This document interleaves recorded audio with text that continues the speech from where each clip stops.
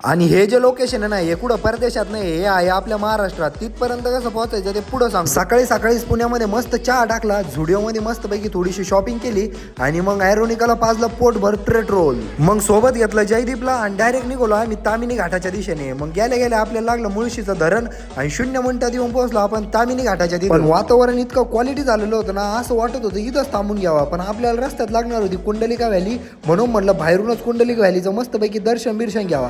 Kundalika valley एक number दिसते बरं का पावसाळ्यात. मग येऊन पोहोचलो आपण हॉटेल प्लस व्हॅलीपाशी. तिथं काकांना विचारला पत्ता आणि डायरेक्ट केली आपण ट्रेकिंग चालू. आणि असं ऐकलेलं आहे इथल्या जंगलांमध्ये आहे बिबट्यांचा वावर, पण आपण कुठं थांबणाऱ्यांमधले. आपण डायरेक्ट आहे ना ट्रेकिंग काय थांबवली नाही, मस्तपैकी उतरत गेलो. पण थकलो ना जरा पुढे गेल्यावर, म्हणून घेतलं थोडंसं बसून. आणि निसर्ग इतका भारी झालेला होता ना, म्हणलं मग तेवढं बघून आहे ना आपला पूर्ण थकवा दूर झाला.